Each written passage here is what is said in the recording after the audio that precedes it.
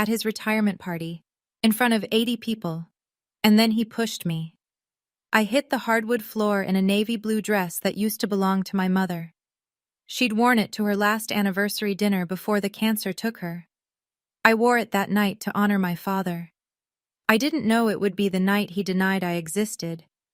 But what my dad didn't know, what nobody in that room knew, was that the real daughter he'd just handed my seat to had been stealing from him for 8 months, and my husband had the proof in his jacket pocket. Before I go on, please take a moment to like and subscribe, but only if this story hits close to home. Drop your location and local time in the comments. I'd love to know where you're listening from.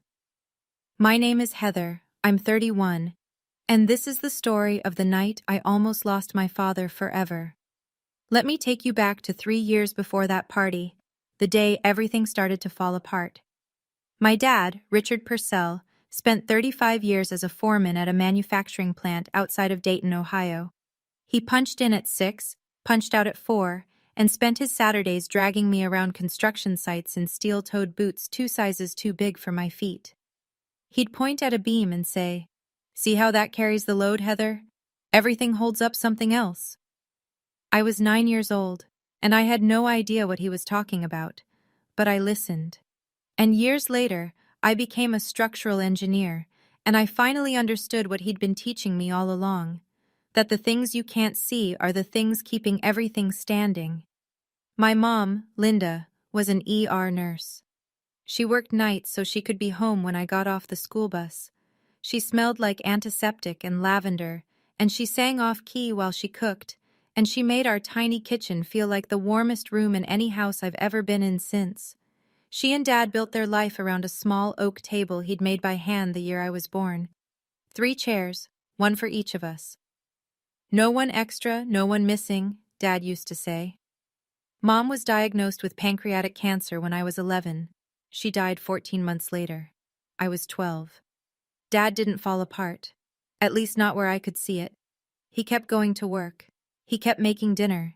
He kept sitting at that oak table, in his chair, across from mine. Mom's chair stayed empty. I never asked him to leave it that way. He just did. For 3 years after she died, it was just the 2 of us. And the silence in that house was heavy, sure. But it was ours. Then Dad told me he'd met someone. He said she'd never replace Mom. I believed him.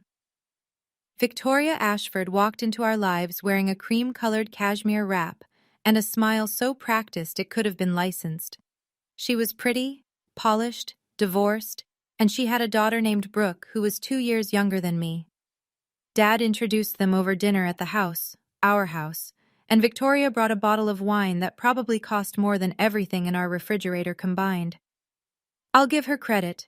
In the beginning, she tried. She asked about my classes. She complimented the curtains Mom had picked out. She even offered to teach me how to drive, which Dad thought was generous. I said no thank you. I already had my permit. They got married when I was 15. Small ceremony. Victoria wore ivory. I wore the black dress Mom had bought me for 8th grade graduation because it was the only formal thing I owned. Nobody said anything about it. Within 6 months, things started to shift. Small things. Victoria replaced the oak table with a marble-top dining set. "Something more modern," she said. Dad agreed. The old table went to the garage. The first Thanksgiving after the wedding, I came downstairs and my chair, the one Dad had carved my initials into when I was 8, was gone. "We needed a matching set," Victoria said, smoothing a linen napkin across the new marble. Brooke moved in full-time around then. She took the guest room, which Victoria redecorated with sage wallpaper and a new vanity. Brooke was 13, chatty, eager. She called my dad Dad from the first week, and my dad, who hadn't cried once since my mother's funeral, got misty-eyed and hugged her at the dinner table. The new dinner table. I watched from the kitchen doorway and didn't say a word. That was my first mistake. I left for college at 18. Clemson. Structural engineering. Full ride on academic merit. Dad drove me to campus, helped me carry my boxes, and stood in the parking lot for a long time after I told him I'd be fine. Victoria stayed home.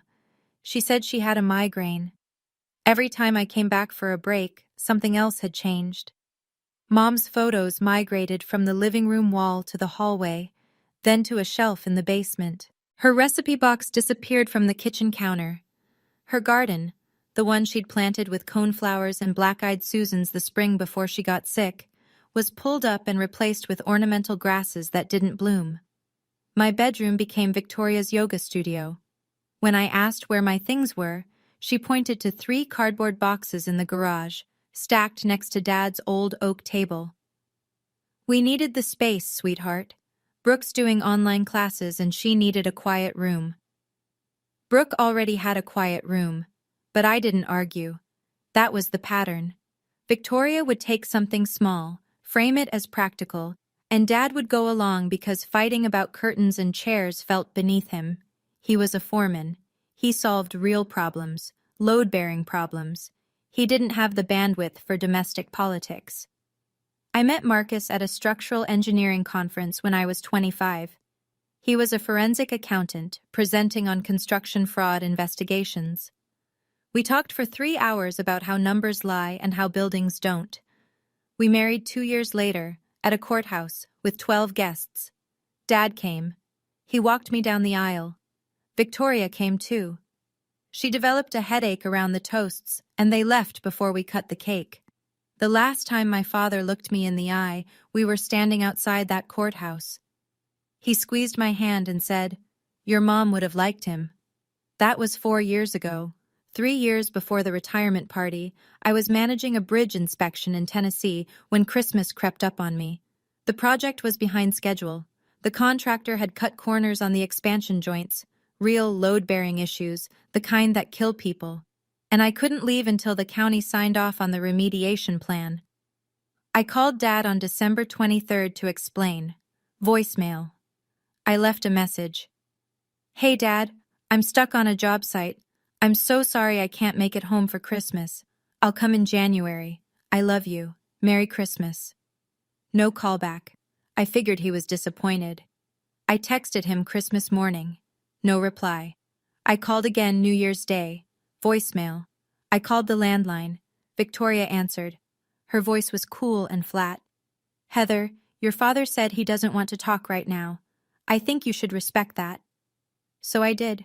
I gave him space. I called again the next week, and the week after that, and every week for the next 3 years. 147 calls, 42 texts, not a single response. I never stopped trying. But I also never drove to the house and demanded answers. Twice I tried. Victoria met me at the door both times, arms crossed, same line. "He doesn't want to see you, Heather. Please stop making this harder than it has to be." I could have pushed past her. I could have caused a scene. But something in me wouldn't beg. If my father wanted to cut me out, I'd let him. It would wreck me, but I'd let him. That was my pride talking. And Victoria knew exactly how to use it. 8 weeks before the retirement party, Marcus got a phone call from a number he didn't recognize. A woman's voice, older, careful. "Is this Marcus Purcell? I'm Donna Webb. I work in benefits administration at your father-in-law's company. I need to talk to you about some paperwork." Marcus didn't tell me. Not yet. The invitation arrived in my work email, not from Victoria, not from Dad, but from the company's event coordinator, a mass email to every employee's family contacts. "You are cordially invited to celebrate the retirement of Richard Purcell, 35 years of dedicated service, Willowbrook Country Club, Saturday 6 p.m., black tie optional." I stared at that email for 20 minutes. Marcus came into the kitchen, saw the screen, and sat down across from me. "You should go," he said. "He hasn't spoken to me in 3 years." "Which is exactly why you should go. This might be the only chance to see him in a room full of people." Something in the way Marcus said it, a room full of people, struck me as deliberate. But I didn't press him on it. I was too busy deciding what to wear. I chose the navy blue dress, Mom's dress. She'd worn it to her 20th wedding anniversary dinner, the last one before her diagnosis. It was simple. Boat neck, 3/4 sleeves, hem just below the knee. I'd had it taken in at the waist, but the fabric was still hers. The silk still carried the faintest smell of her perfume if I buried my face in the shoulder. I wore it for Dad, because Mom couldn't be there, and I wanted some part of her in the room. Marcus drove. Willowbrook Country Club sat at the end of a long private drive. Stone columns, golf course stretching into the dusk, valet parking. Inside, crystal chandeliers, linen tablecloths, a podium with a mounted photograph of Dad shaking hands with the company's CEO.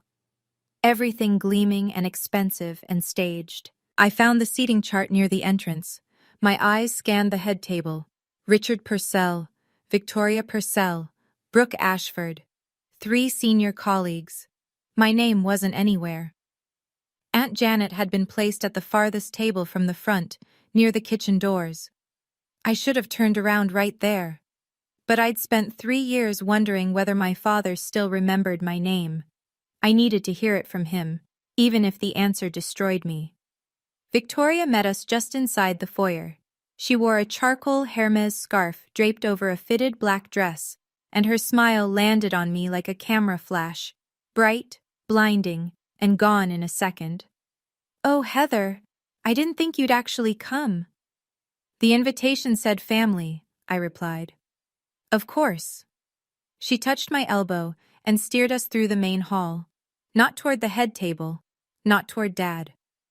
She guided us to a two-top near the back wall, the kind of table they set up when they've run out of room, wedged between a pillar and the service corridor. No nameplate, no centerpiece, just 2 chairs and a breadbasket. I sat down. Marcus sat across from me. Neither of us touched the bread. From there I could see my father. He was already seated at the head table, a Cartier watch catching the light on his wrist, a gift from Victoria for their 10th anniversary. Brooke sat at his right side, leaning into him, her hand resting on his arm. She wore a blush-colored cocktail dress and a Tiffany pendant, and her hair fell in perfect curls like she'd come straight from a salon. She looked like a daughter. She looked like she belonged. Dad glanced in my direction. For 1 second, our eyes met across the room. I waited for something. Recognition, guilt, confusion, anything. He turned away. Back to Brooke. Back to the table where my name didn't exist. A hand squeezed my shoulder. Aunt Janet. She'd crossed the entire room to reach us, weaving between tables with her reading glasses still on her head. She leaned down and whispered, close enough that I felt her breath on my ear. "I'm glad you came, honey. There are things you need to know." She squeezed my hand, and 4 words dropped into the space between us like stones into water. They changed his papers. Before I could ask Janet what she meant, Victoria took the podium. She tapped the microphone twice and the room settled into silence. "Good evening, everyone. Tonight, we celebrate the most incredible man, husband, and father I've ever known, Richard Purcell." Applause. Victoria smiled. Behind her, a projector screen blinked to life with a slideshow. 35 years of Dad's career compressed into 100 photographs. Dad on the factory floor. Dad shaking hands with executives. Dad at company picnics. And then the family pictures started. Victoria and Richard at a vineyard. Brooke and Richard at a football game. Victoria, Brooke, and Richard posing on the porch of the house I grew up in. Photo after photo after photo. Not one image of me. Not one image of my mother. 35 years of my father's life, and Linda Purcell had been edited out entirely. As if she'd never existed. As if I'd never existed. Victoria turned back to the crowd. "And I want to give a special recognition to Richard's daughter, Brooke, his pride and joy, who has followed in his footsteps and made him so proud." Brooke stood up from the head table and gave a little wave. People clapped. I felt Marcus's hand tighten around mine under the table. A man approached us during the applause. Gray-haired, khakis, company polo.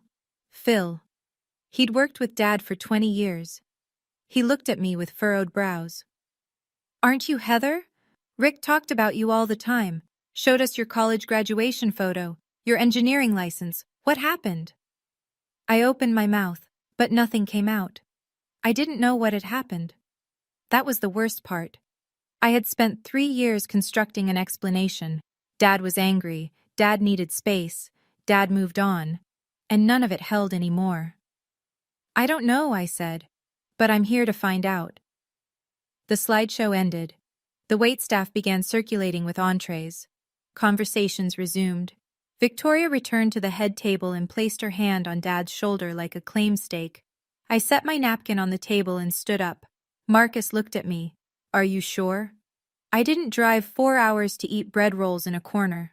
I walked, straight through the center of the room, past Phil's table, past the middle managers and their wives, past the company VP, who paused mid-sentence to watch me go by. 80 people, and I felt every pair of eyes follow me like I was crossing a courtroom floor.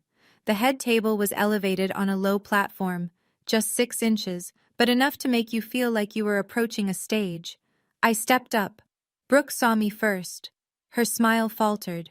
There was one empty chair at the table's far left. It belonged to a colleague who hadn't shown up. I stood beside it and rested my hand on the back. Dad. Richard looked up. His jaw tightened. It's been 3 years, I said. Can we talk? Silence at the head table. Victoria leaned in and whispered something to Richard. I couldn't hear it, but I watched his expression harden. Whatever she said reinforced the wall she'd spent 3 years building. Dad pushed his chair back and stood up. He was 6'1", broad-shouldered, and the foreman posture was still there even at 63. He looked down at me and I saw nothing. No warmth, no recognition, no conflict. Just a stranger wearing my father's face. For one fraction of a second, I thought he was going to hug me. He put both hands on my shoulders and pushed. I went backward off the platform. My heel caught the edge and I hit the floor, not gracefully, not dramatically, just hard. My hip struck the polished hardwood. The seam of Mom's dress split along the hem with a sound like a whisper tearing in half. That seat is for my real daughter. Dad's voice carried across the entire room. You lost the right to sit here when you turned your back on this family. Get out. I was on the floor, looking up at my father. And behind him, Brooke slid into the empty chair. My chair, the one I'd walked across the room to reach, and settled into it, like she'd been waiting for this moment. It's okay, Dad, she said, resting her hand on his arm. She can't hurt you anymore. 80 people, colleagues who'd known my dad for decades, family friends, the company VP.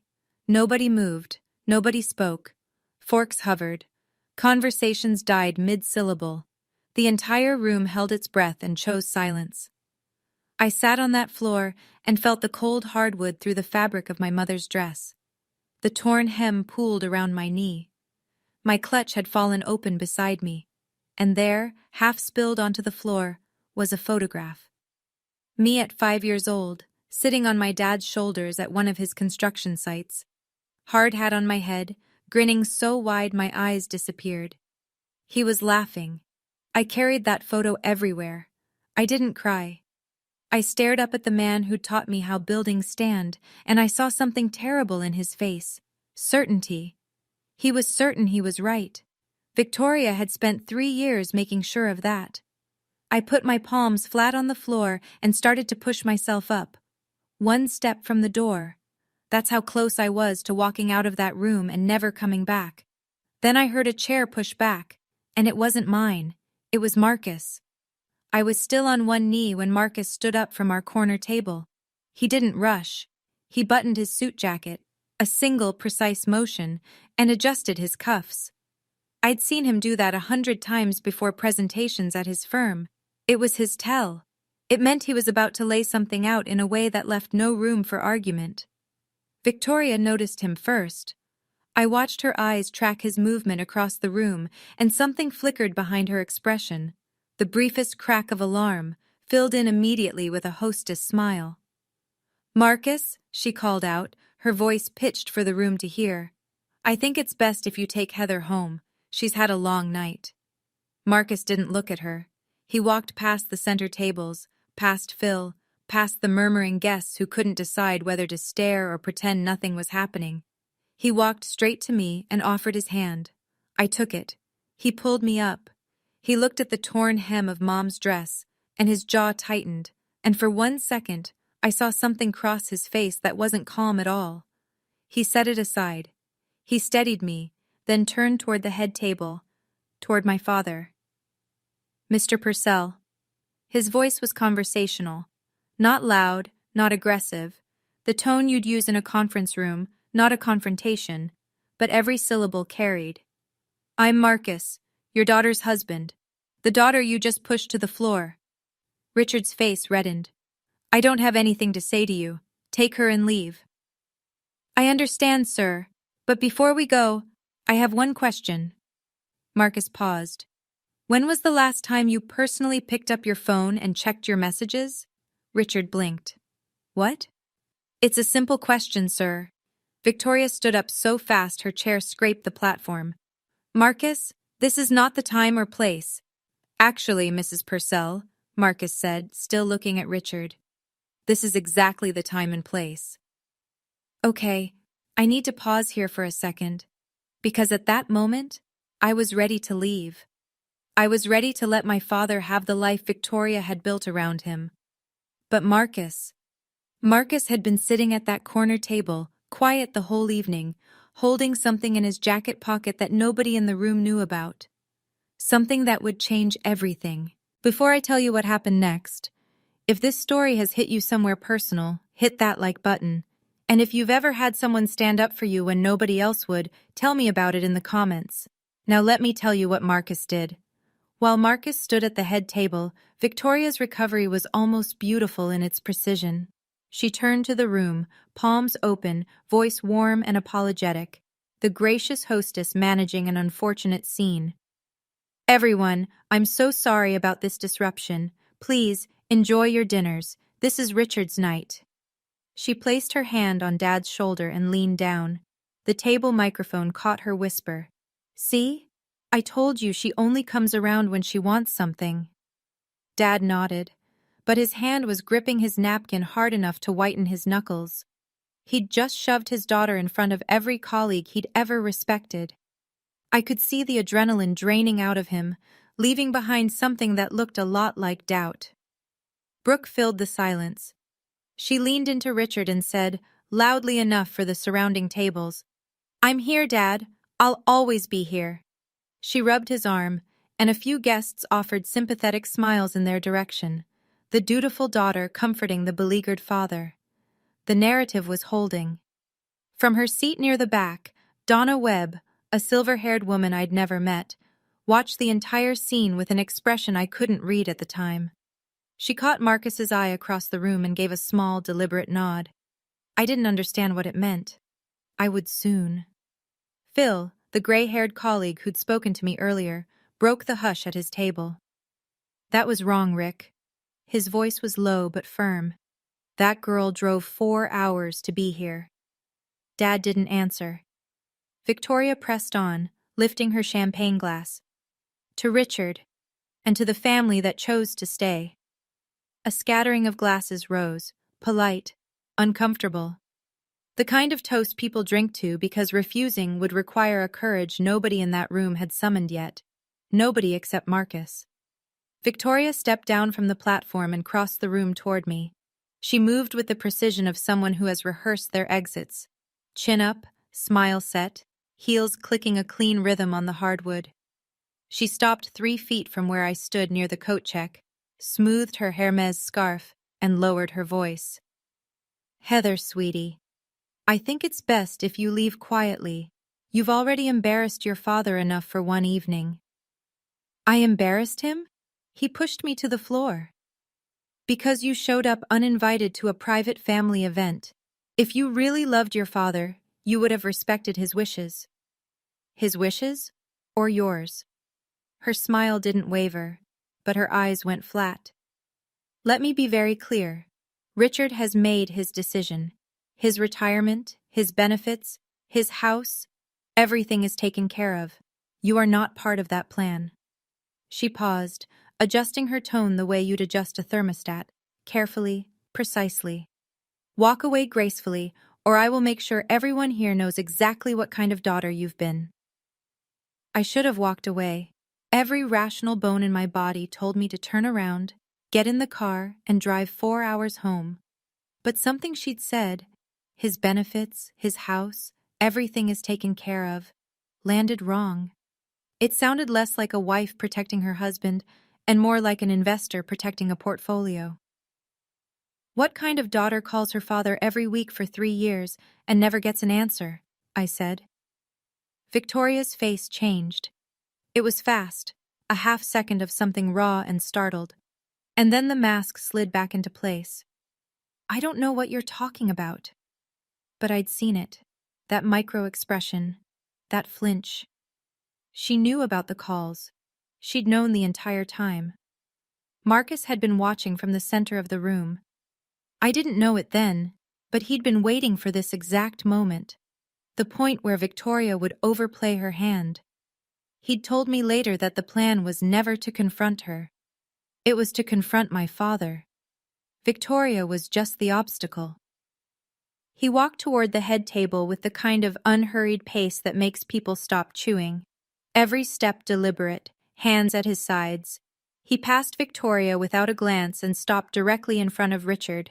The room noticed. Conversations thinned. Forks paused.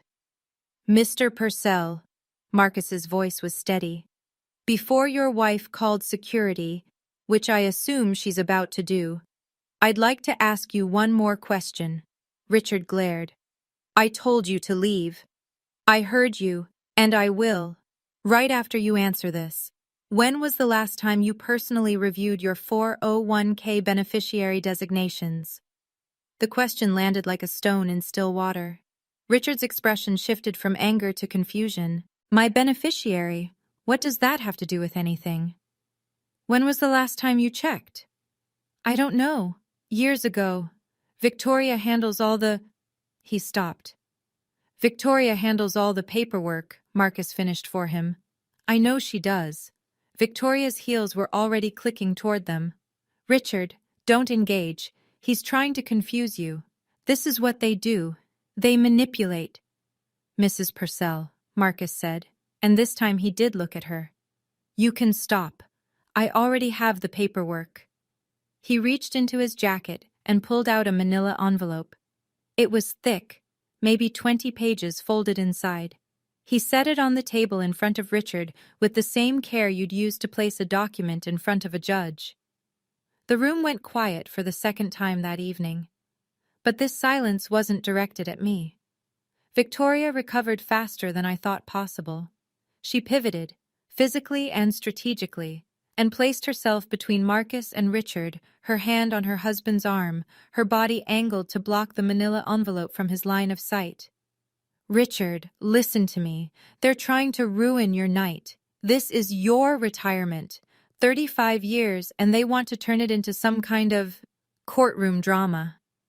She looked at the nearest guests with wide, wounded eyes. "I'm so sorry, everyone. Heather has always been difficult. We've tried everything." A few people at the surrounding tables shifted in their seats. One woman reached out and patted Victoria's arm. The narrative was tipping back in her direction. I stood near the coat check, watching Marcus hold his ground while Victoria performed the most convincing act of victimhood I'd ever seen. I felt the fight draining out of me. She was too good at this. Then I noticed something.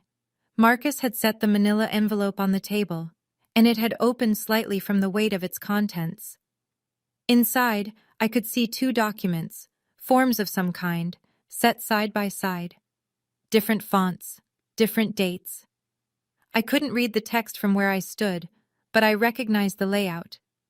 I'd seen beneficiary forms before, during our own life insurance paperwork. Marcus had been sitting at our kitchen table 2 weeks ago, comparing 2 documents late at night. When I asked what he was working on, he'd said, "Something for a case. I'm not sure yet. I need to verify it." He hadn't been working on a case. He'd been working on this. "Mr. Purcell," Marcus said quietly, "I'm not here to ruin your evening. I'm here because someone has been systematically dismantling your financial future, and you don't know it yet. Victoria's voice shot up. Richard, tell him to leave. Richard's hand hovered over the envelope. He hadn't opened it, but he hadn't pushed it away either. Even if any of this were true, Richard said slowly, what does Brooke have to do with my retirement account? She owes $180,000 from a failed startup, Marcus said. Did you know that? Richard's head swiveled toward Brooke. She was still seated in the chair she'd taken from me. Her face went pale. That's not true. He's lying, Dad. Of course he's lying, Victoria said, pressing closer to Richard's side. He's an accountant. They twist numbers for a living. Marcus didn't flinch. I'm a forensic accountant, actually. Checking numbers for accuracy is literally what I do for a living. I spend my days identifying when financial documents have been altered. He let that hang for a moment. Sir, can I show you what's in this envelope? That's all I'm asking. 60 seconds of your time. The room had gone so quiet I could hear the ice shifting in water glasses 3 tables away. Guests who'd been pretending to eat had given up the pretense. Everyone was watching. Richard stared at the envelope. Victoria stared at Richard. Brooke stared at the tablecloth. Even if Brooke has debt, Richard said, that's her business. What does it have to do with me? 8 months ago, Marcus said, someone submitted a change of beneficiary form on your 401k retirement account and your pension. The original form named Heather as your primary beneficiary at 50%. The new form names Brooke Ashford as sole beneficiary, 100%. Richard's mouth opened, then closed, then opened again. That's impossible. I never signed any. I know you didn't, sir. Marcus opened the envelope and placed 2 forms on the white linen tablecloth, side by side. That's exactly the problem. Richard looked down at the papers. His face changed, slowly, like a man watching a house he built start to tilt on its foundation. The form on the left was dated 12 years ago. Beneficiary: Heather Purcell, 50%. Estate of Linda Purcell, 50%. The signature at the bottom was Richard's. The looping R, the heavy downstroke on the P, all of it unmistakable to anyone who'd watched him sign permission slips and birthday cards for 30 years. The form on the right was dated 8 months ago. Beneficiary: Brooke Ashford, 100%. And the signature. Richard picked up the second form. He held it close to his face, then pulled it back. His lips moved like he was sounding out letters. This isn't my signature. The R is wrong. I always loop the R. This is straight. I've never written my R like that. I know, Marcus said. Victoria stepped forward. Richard, those documents are fabricated. Marcus printed them himself. You can't possibly... I've seen my own handwriting for 63 years, Victoria. His voice was different now, stripped of the anger he'd carried all evening, replaced by something thinner. Bewilderment. This is not my name. Brooke scraped her chair back and stood. Dad, they're setting us up. This is what Heather does. She manipulates. Sit down, Brooke. Richard didn't raise his voice. He didn't need to. He was still looking at the second form, turning it over in his hands like a man discovering termites in a beam he'd assumed was solid. Victoria tried one more angle. She softened her voice, almost tender. Richard, you signed those papers yourself. You just don't remember because you've been stressed about the transition.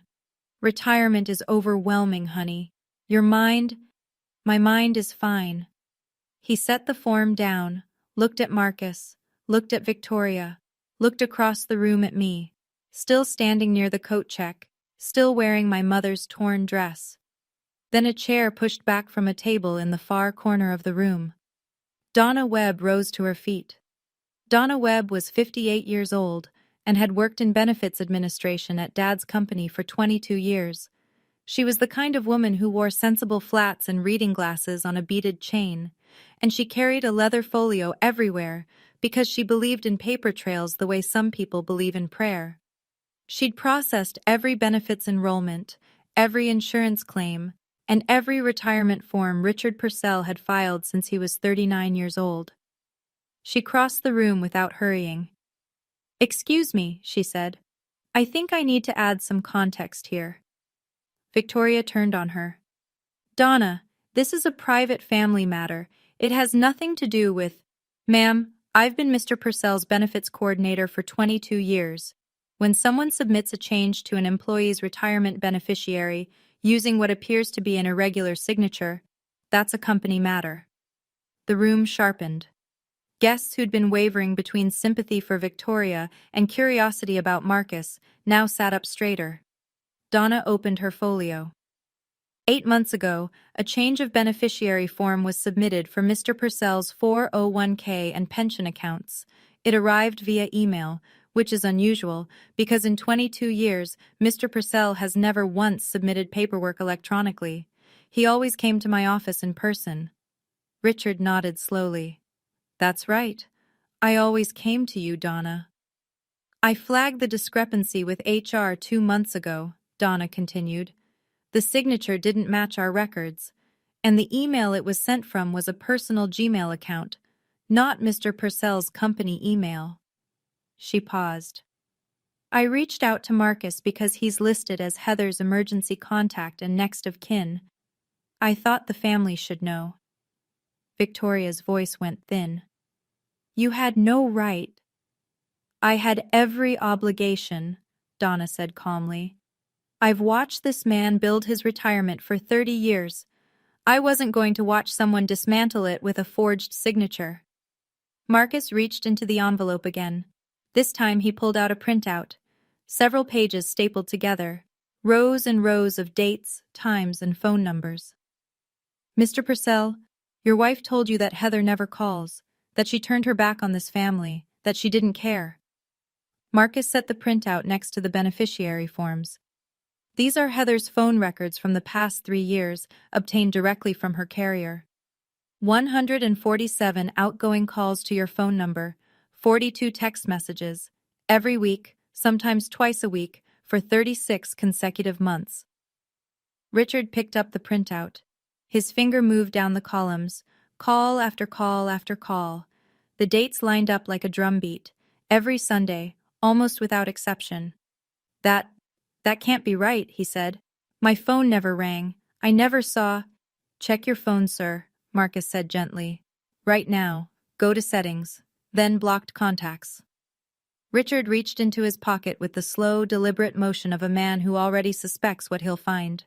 He tapped the screen, navigated through the menus with the clumsy swipes of someone who'd never explored his own settings. He found the list. One number. Blocked. The area code matched the city where Heather and Marcus lived. Richard looked up from the phone. His eyes moved to Victoria, and for the first time all evening, I saw the man I remembered. The foreman who didn't tolerate sloppy work, who could spot a cracked weld from 30 feet away. The man who trusted what was in front of him over what anyone told him. You blocked her. His voice was barely above a whisper. You blocked my daughter. Victoria opened her mouth. Nothing came out. 147 calls. Richard's hands were shaking. She called me every single week. And you stood in this house and told me she didn't care. I didn't say a word. I didn't need to. 147 calls said everything I never could. Victoria's mask didn't slip this time. It shattered. She dropped the wounded wife act, and the gracious hostess act, and the I'm just protecting this family act, and what came through was raw, cornered fury. Fine. Yes. I blocked her number. Because Heather was toxic, Richard.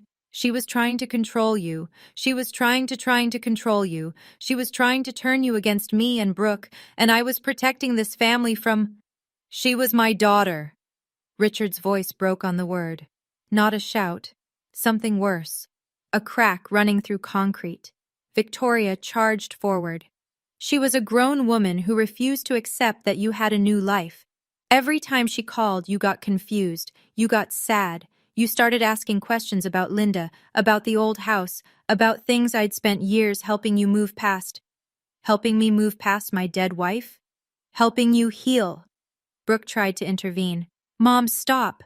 Just stop. Victoria wheeled on her own daughter with a ferocity that made Brooke flinch.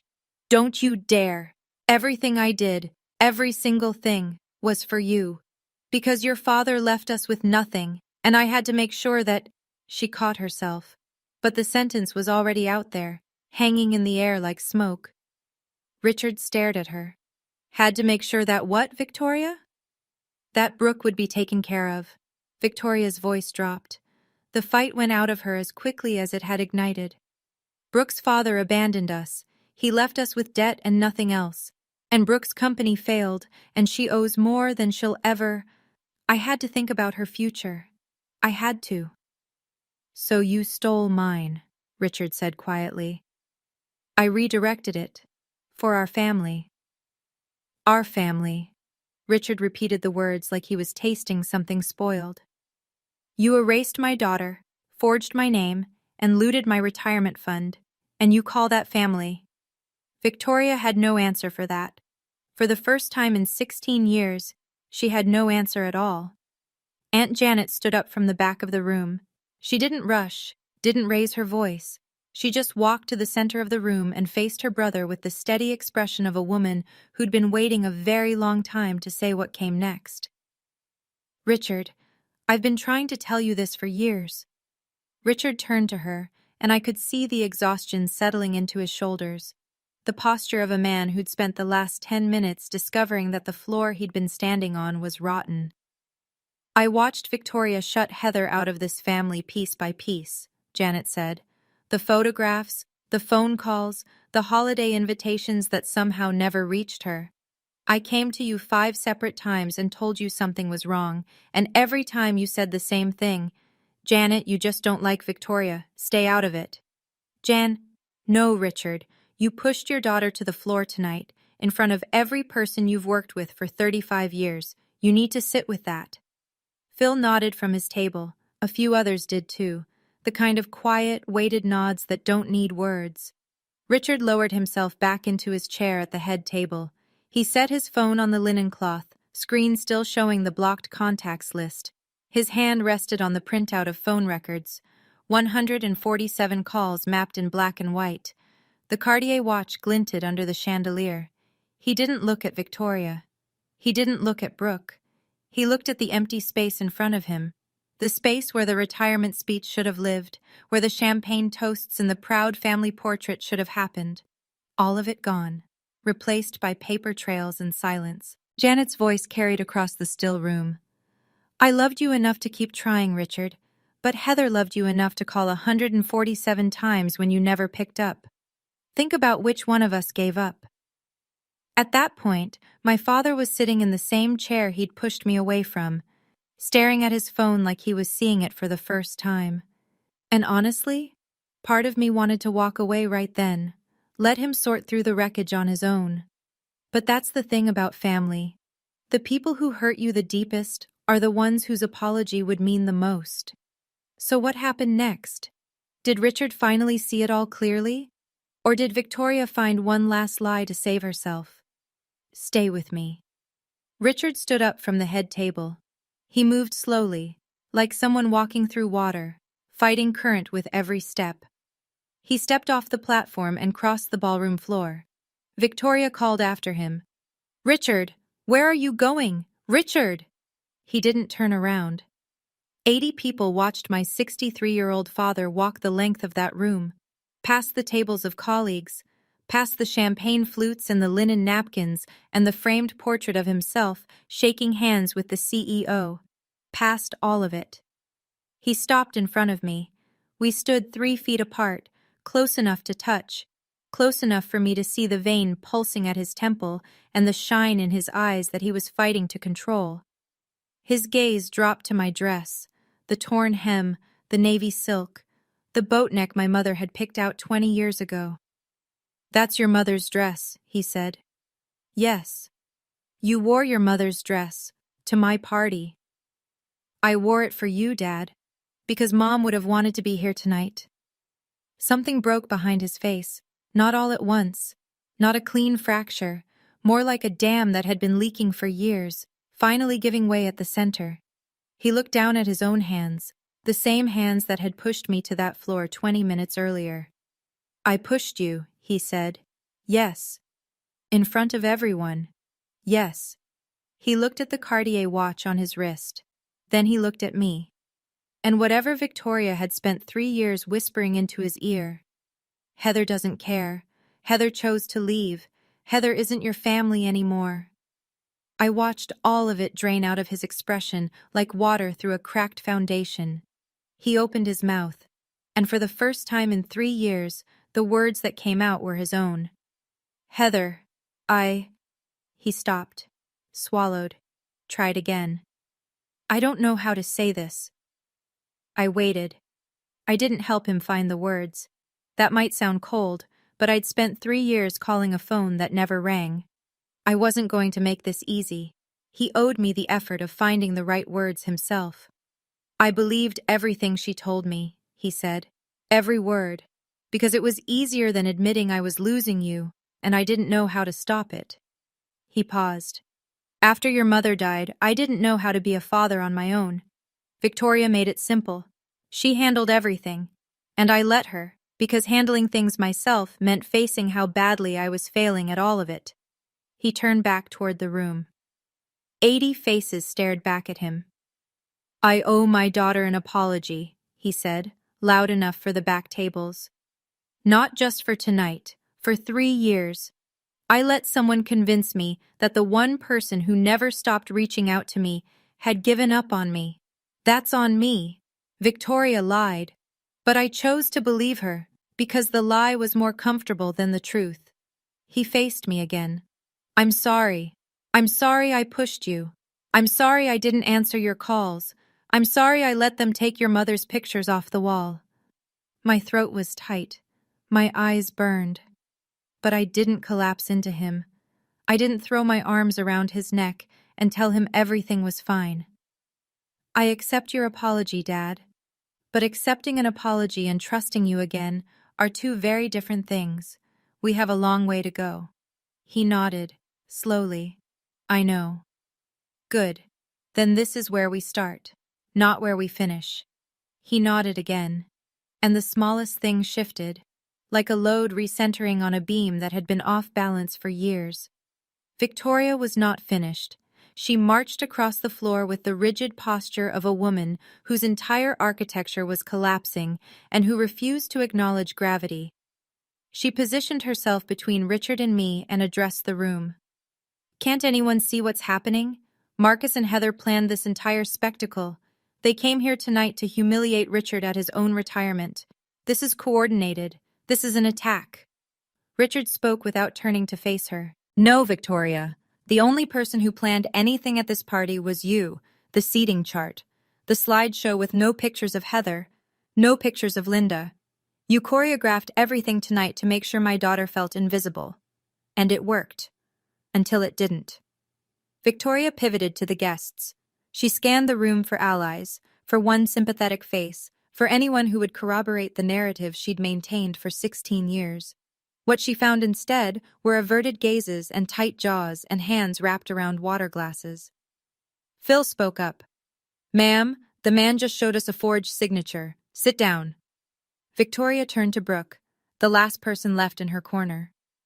Brooke was standing at the edge of the platform, clutching her small handbag with both hands, her face drained of color. Brooke, tell them. Tell them this is all a misunderstanding. Brooke's mouth opened, closed. She looked at Richard. She looked at the beneficiary forms still spread on the linen tablecloth.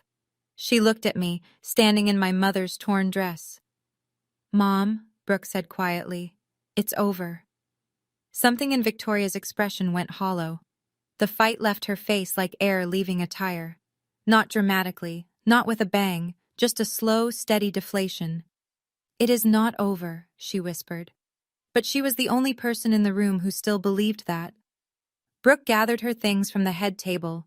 She moved mechanically, clutch, phone, the cashmere wrap Victoria had draped over her chair.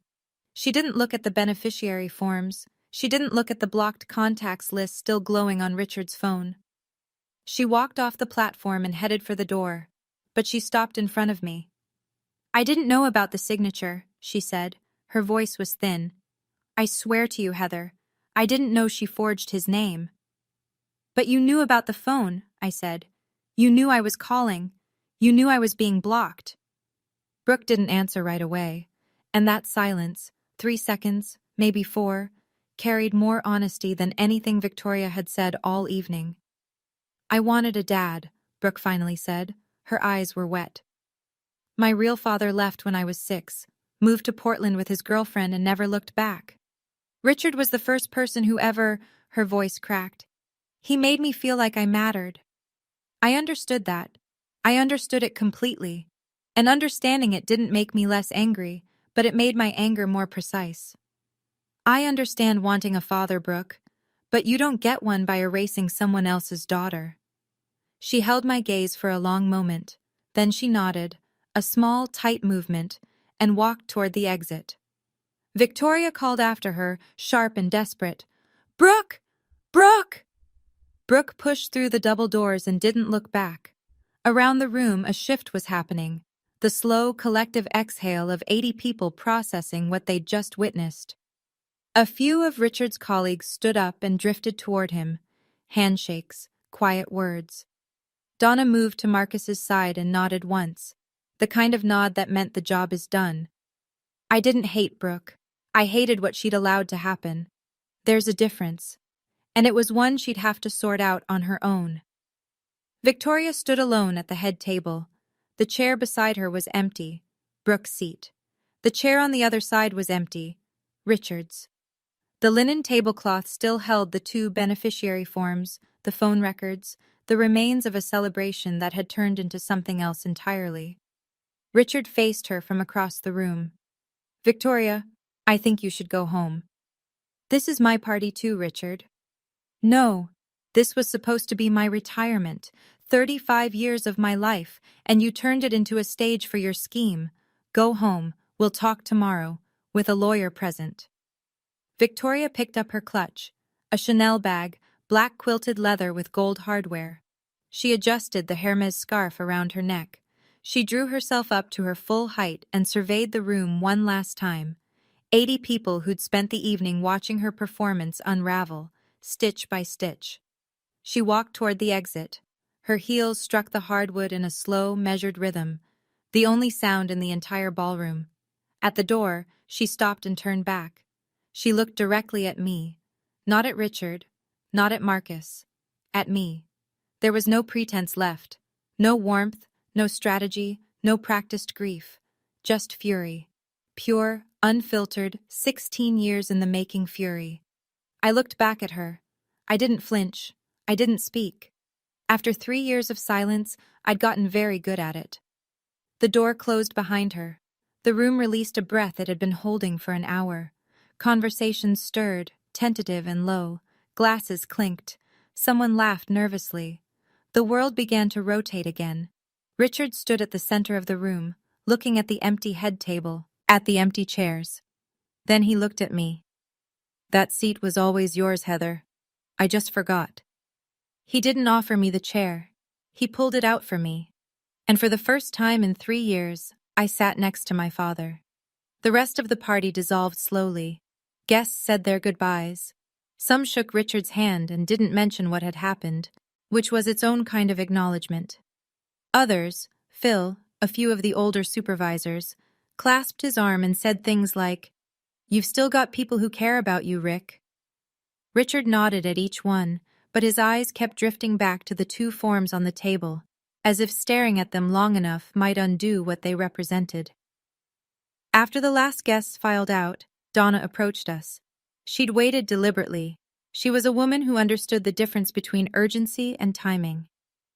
"Mr. Purcell," she said, "given what was presented tonight, I'll need to file a formal report with HR and legal first thing Monday morning. Your beneficiary designations will be frozen pending an internal investigation. No changes, no withdrawals, no distributions until we've verified the chain of custody on every document." Richard nodded. "Do what you need to do, Donna. And thank you. You didn't have to come forward like that." "Yes, I did." She closed her folio. "I also pulled the email submission logs before tonight. The beneficiary change was sent from a personal Gmail address. The IP address traces back to a residential location. "You're home, Mr. Purcell. And this isn't the first irregularity. 2 years ago, a request was submitted to add Brooke Ashford as a beneficiary on your company life insurance policy. I rejected it because she doesn't qualify as a legal dependent." Richard closed his eyes. 2 years. Victoria had been working on this for at least 2 years, and he'd never known. Marcus stood beside me. "Your 401k and pension, together, they're worth roughly $420,000. If the forms had gone through unchallenged, you would have retired with nothing in your name." "Everything I earned," Richard said quietly. 35 years. "Every cent of it," Marcus confirmed, "would have gone to Brooke Ashford the day you filed your final paperwork." Marcus and I drove home in the dark. The highway was empty. Fields slid past outside the windows like dark water, and neither of us spoke for the first 20 miles. I looked down at Mom's dress. The hem was torn from where I'd hit the floor. A thread hung loose near the knee. I ran my thumb over it and thought about how some things can be mended and some things can only be worn with the damage showing. "You knew," I said, "before tonight." "I knew for 2 weeks. Donna called me 2 months ago with her concerns. I spent the rest of the time pulling records, verifying signatures, cross-referencing the submission logs with the company's internal audit trail. I needed every piece to be airtight before I brought it to your father." "Why didn't you tell me?" Marcus kept his eyes on the road. "Because if I'd been wrong, if the signature discrepancy turned out to be a clerical error, or if Donna's suspicions didn't hold up, I would have been another person making promises about your father that fell apart. You've had enough of that. I wasn't going to give you hope I couldn't back up with documentation." I understood. That was Marcus. He didn't deal in feelings. He dealt in verified facts, and he'd loved me enough to wait until the facts were solid. "There's one more thing," he said. "When I was going through the phone records, I found something. 3 years ago, Christmas Eve, the night you left that voicemail. You also sent a text." I remembered. "Merry Christmas, Dad. I'm sorry I can't make it. I love you." It was delivered, and it was read. The carrier's red receipt shows it was opened at 11:47 p.m., Christmas Eve. My chest tightened. He saw it? Someone saw it. Marcus paused. "And then deleted it, and blocked your number the next morning." Victoria had read my Christmas message to my father. She'd seen the words, "I love you, Dad," and erased them. 1 week later, the pieces started falling into place, slowly, unevenly, the way things do in real life when there's no editor trimming the awkward parts. HR completed its preliminary investigation by Wednesday. The second beneficiary form was confirmed as fraudulent. The signature analysis didn't match company records, and the submitting email address was linked to an account registered under Victoria's maiden name. Richard's original beneficiary designations were restored: Heather Purcell, 50%, estate of Linda Purcell, 50%, the way Dad had written it 12 years ago, the way it should have stayed. Richard met with a divorce attorney on Thursday. Victoria had already moved most of her personal belongings out of the house by then. She'd done it while Richard was at a follow-up meeting at the plant. No conversation, no negotiation, just empty drawers and a closet stripped of Hermes and Chanel. Brooke sent me an email on Friday. 2 lines. "You were right about the phone. I should have said something. I read it 3 times. I didn't respond. Not because I was punishing her, but because I hadn't figured out what honest words looked like yet. She deserved a real answer, and I wasn't ready to give one." Richard called me Saturday morning. The first phone call from my father in 3 years. We sat in silence for the first 10 seconds, the kind of silence that used to fill our kitchen after Mom died, full and heavy and strangely familiar. "I don't know how to fix this," he said. "You don't fix it in one phone call, Dad. But this call, right now, is a start." I heard him exhale, long and shaky. Then, "I'm wearing the Timex, the watch I'd bought him with my first summer job paycheck when I was 16. a $30 Timex from a display case at Walmart. I didn't know he'd kept it. Good, I said. That's a start too. 2 weeks after the party, I pulled into my father's driveway for the first time in 3 years. Marcus waited in the car. Take your time, he said. I'll be here. The front door was unlocked. I stepped inside and the house smelled different. Not bad, just different. Victoria's candles were gone. The ornamental grasses she'd planted were still in the yard, but someone had set a single pot of black-eyed Susans on the porch railing. Mom's flower. Dad must have bought them at the nursery. The marble dining table was gone. In its place, in the middle of the kitchen, sitting on the same scuffed tile floor I'd walked on as a kid, was the oak table. Dad had pulled it from the garage, sanded it down, and refinished it. The grain was darker now, seasoned by years of storage. But the joints were tight and the legs were level, and when I ran my hand across the surface, I could feel the grooves from 1,000 family dinners. I found my chair, the one with my initials carved into the back, HP, scratched in with a pocket knife by a man who wanted his daughter's name in the wood so she'd always know where she belonged. The chair wobbled slightly. Dad had re-glued the leg, but the joint wasn't perfect. Some of the scratches won't come out, Dad said from the kitchen doorway. That's okay, Dad. Neither will some of mine. He poured 2 cups of coffee in plain ceramic mugs. No Wedgwood china, no marble. Just 2 cups on an oak table in a kitchen that was starting to remember what it used to be. On the wall behind him, a framed photograph of my mother, Linda Purcell, smiling, back where she belonged. I glanced at Dad's phone, resting on the table. The screen was unlocked. I could see the settings app open, blocked contacts. The list was empty. He'd figured it out himself. We didn't talk about everything that afternoon. We didn't need to. Sometimes sitting at the same table is enough. People ask me if I've forgiven my father. The honest answer is that forgiveness isn't a switch I flipped. It's more like physical therapy, repetitive, uncomfortable, and measured in millimeters instead of miles. Some days I wake up and I'm fine. Some days I remember the floor, the hardwood, the sound of my mother's dress tearing. And I have to decide all over again whether I'm going to carry that or set it down. I'm working on it. Every day. Here's what I've learned. And I'm telling you this not as advice, but as something I had to figure out the hard way. Forgiving someone doesn't mean you pretend it didn't happen. It means you stop letting their worst moment dictate every moment that comes after. My father pushed me. He called me not his real daughter in front of 80 people. Those things happened, and they'll always have happened. But they're not the entire story. They're the chapter that almost ended us, but didn't. Victoria. I don't hate her. I've tried to, and I can't sustain it. She was a woman who watched her first husband abandon her and her daughter, and she swore she'd never let that happen again. Her method was wrong. Her execution was criminal. But the fear underneath it, the fear of being left with nothing, I understand that fear. I just refuse to let it excuse what she did.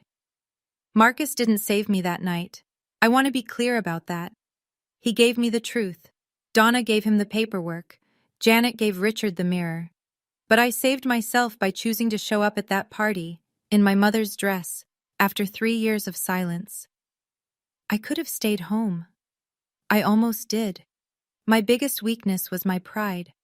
I was so determined not to beg for my father's attention that I let 3 years pass without fighting for him. Pride kept my dignity intact, sure, but it also kept me away from the truth.